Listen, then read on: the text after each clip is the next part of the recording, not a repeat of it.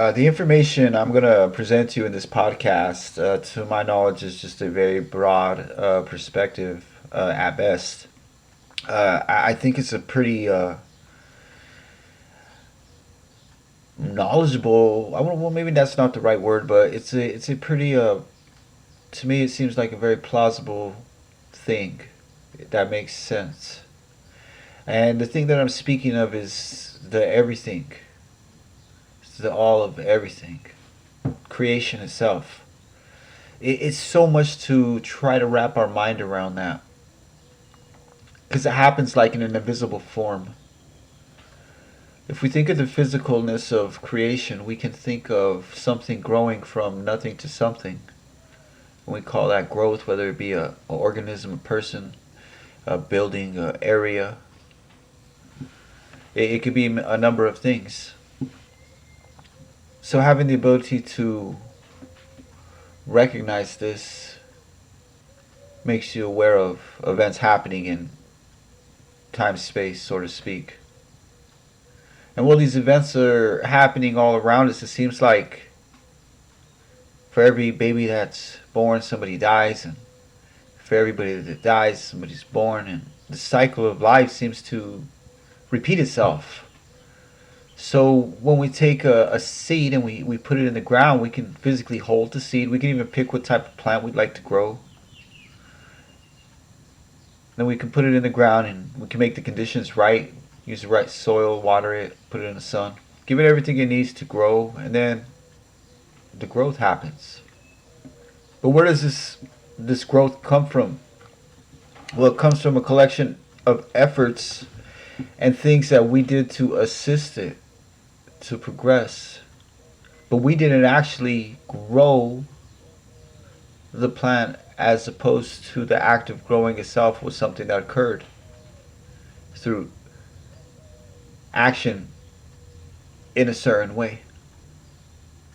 We could have easily killed the plant before it had a chance to prosper by never giving it a chance to even live, putting it in bad soil, not watering it, having it in the sun so it burns, not giving it enough sun so it freezes. Because you just have to be right for it to flourish. But yet here you are, all the conditions in your life are allowing you to hear, to speak. And if you can't hear and if you can't speak, you can become aware of time and space. You can become aware of your fingers or toes. Awareness can be tied to things that you choose. But what does this awareness and this growth have to do with one another? Are they different? Are they the same? Or is awareness the field where growth happens? But then what is this thing that's growing anyway? So the all-in-all theory, like I said, it was plausible to me. And the way I know something is plausible to me is I can talk about it and I don't necessarily have to think about it. Maybe the only thing I need to think about is how I'm going to relate it to whoever I'm talking to, so it makes sense for them. So if you think of I always try to think of an example that can kind of relate to what I'm about to present to you. I want you to imagine a canvas, a blank canvas, okay, where you can paint. And this canvas is infinite. There's no beginning, there's no end to this canvas, so it doesn't hold up space and time. There is no place for it because it never began and never ended. It never stops in any direction. It's just there. It's everywhere. It's undeniable. We don't know why, but it's everywhere. This canvas. Let's just imagine, okay? Just imagine. Imagine a paint canvas, something that you would paint on. It's omnipresent, means everywhere. Everything, all time, all space. Now, imagine the actions that I take can create images on the canvas, pictures. I could create a dog and a cat and a building and a person and a car. I can paint anything I can imagine. This imagination and it's invisible like growth. So we're dealing with different kinds of things here that you got to be conscious of. We always have an imagination and we're always using it. But are we conscious of it? Or are we conscious of how we're using it? Because it matters. It matters.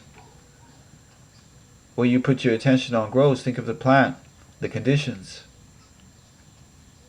You had to act in a certain way to create a certain result. Now we go back to this canvas and you painted all these things.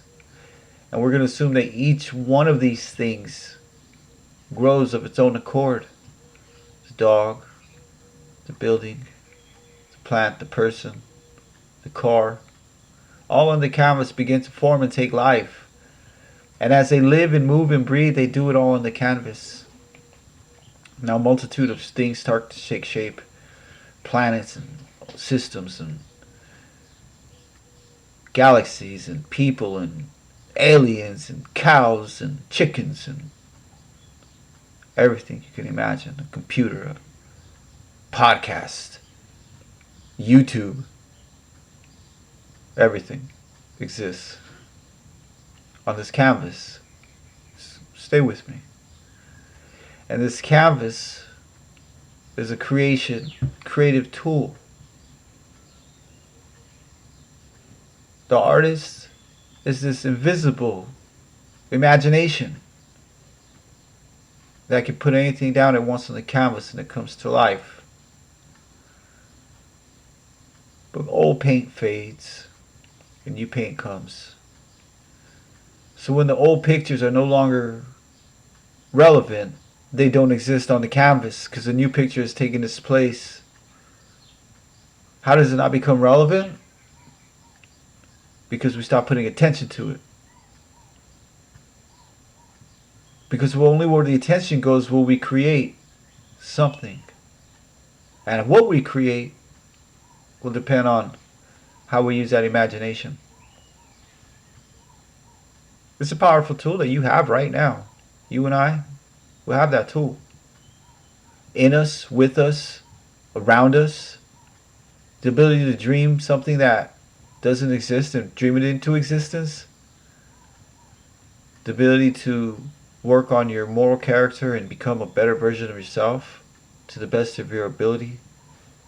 So you can become aware of where your faults are. So you can try to fix them. Awareness would even tell you that there's nothing to fix. Because that implies that everything isn't as it is on the canvas of creation. We're still in the example state of creating from this canvas. So my theory of everything is this. I want you to remember this story about the canvas and the creator and the artist and the imagination. And I want you to imagine you walking down the road and measuring your heart rate. You said, well, at a normal walk, I'm at about 60 beats per minute. And I say, okay, cool. Alright, what does that mean? That means that your heart, which is constantly in perfect order of pumping blood to your organs and parts of your body, is in a 60 beat per minute unison of flow with your body. The electrical charge needed to pump that regulates the beat of the heart to a steady motion. This is why CPR, AED, electrical shock, when the heart starts to go too fast, it can be brought back into rhythm through being shocked back into rhythm. This is just you walking down the street at 60 beats per minute, but we're looking at it a little bit differently. We're looking at the electricity behind the beat, the plug of the charge of the motion that's created through how much we charging the battery, the heart. Now we're going to walk down the street. We're going to attempt to jog, a light, brisk jog. We're about 120 beats per minute now. Now the electricity is a little bit more charged. It's a little bit more intense. But it's doable. And it's sustained. But how is this being sustained? Because now your breathing is more rapid, so the need to gasp for air and to be able to maintain both at rhythm becomes harder. So now you're running down the street, you're about 140 beats per minute. Still maintainable, but the air is getting less and less, so trying to coordinate the two ways of being, the breathing and the heart rate, is causing you to feel some kind of weird way. Now we're sprinting down the street. We're at about 160 to 180 beats per minute.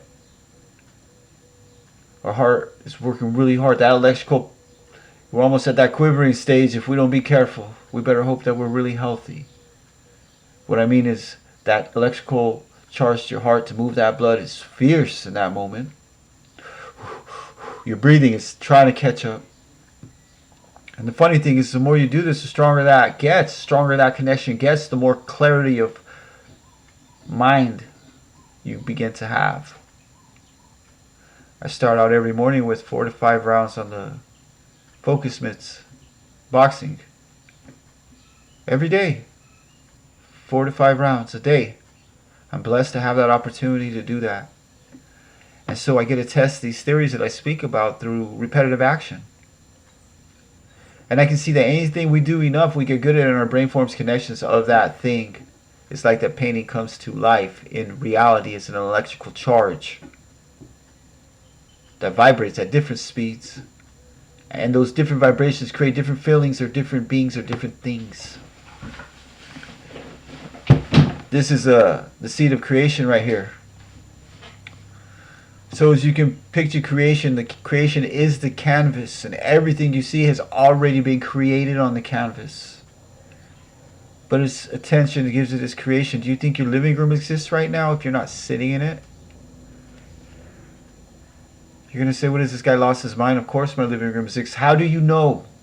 Well, because so-and-so was there. But were they there before you thought about them? Of course. How do we know? Because I'm watching them on the ring. Well, if you're watching them on the ring, you're thinking about them. When our attention isn't there, how do we know it's there? We can't prove this. We can't disprove it. We don't know. So attention creates. And does that mean that our attention can only create here and now? Can it create in the future, in the past, or on another planet?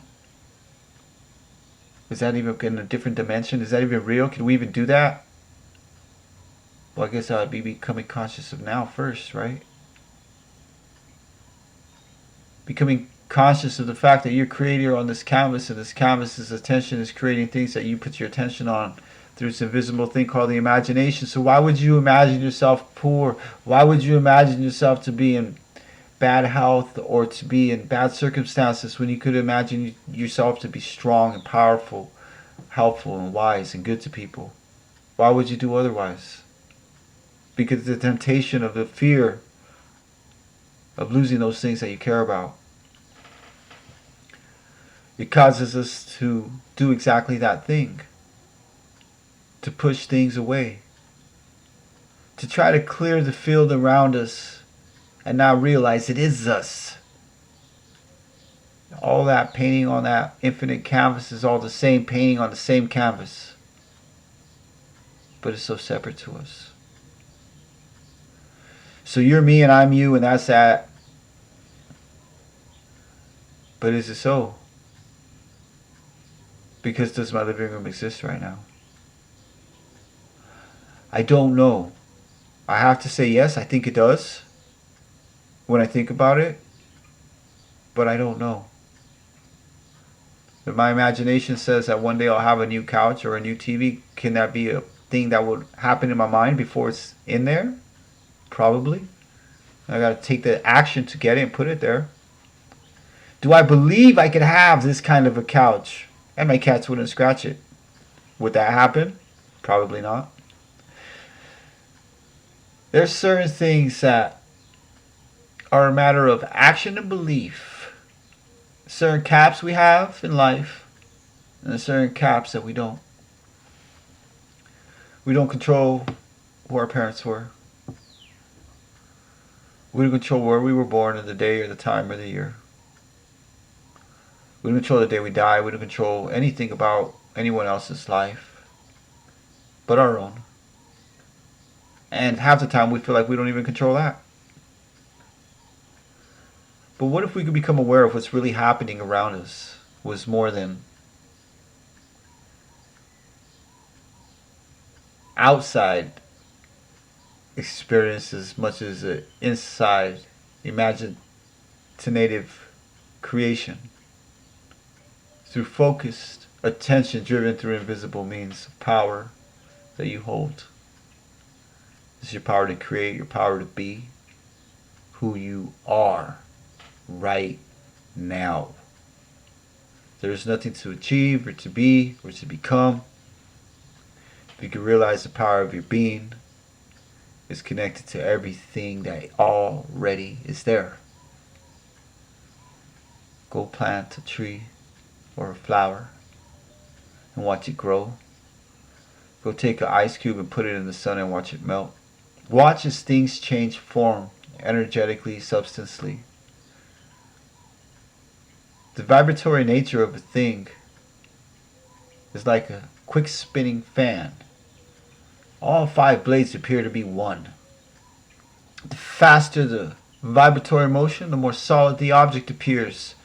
The more higher the intensity. The slower, the more dense. Think of a rock. Slow vibration, dense, object, heavy. Person, high vibratory rate, ability to complex thought, to create high vibratory thinking and emotions, to feel the vibes in the room of people. It's powerful. It's in you right now. This power of awareness. Become aware that your life is okay, you know? And what you see, you create, because what you're creating, you're putting your attention to. That could be a real hard pill to swallow for some of us, because we want to think that the reason is because of something or someone else. It's not so. I'm responsible for my future just like you're responsible for yours. I'm responsible for my past like you're responsible for yours.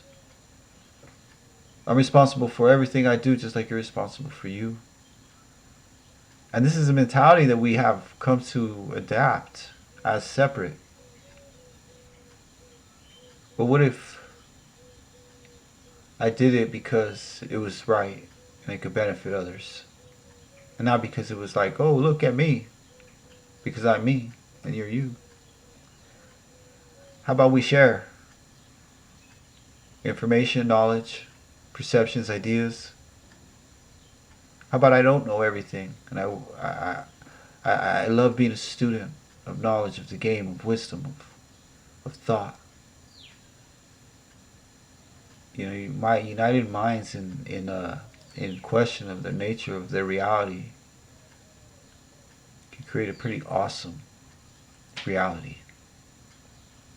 I think so. And I've been blessed to talk to you for the past 20 minutes about creating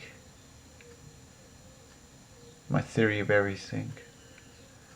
It's too much to explain in 20 minutes or 30 minutes or an hour, because it's a feeling of being in and around and connected to the world. Not in it, but of it. Not of it, but in it. And you're like, what? You lost your mind? Actually, I didn't, because it's the same thing. It's omnipresent. And it's experiencing itself through the nature of you being you and me being me. I hope you have a blessed and a fantastic day wherever you're at in the world. And if you're not, well, you should. Gratitude is the first seed you should plant every day, and this I will say with extreme confidence, because I believe it's what is needed in the world. To be grateful that we have the ability to be grateful. I hope you have a blessed and fantastic day. Thank you for taking the time to watch this episode of Wake Up Poverty Inspires Me, Part 1 The theory of everything.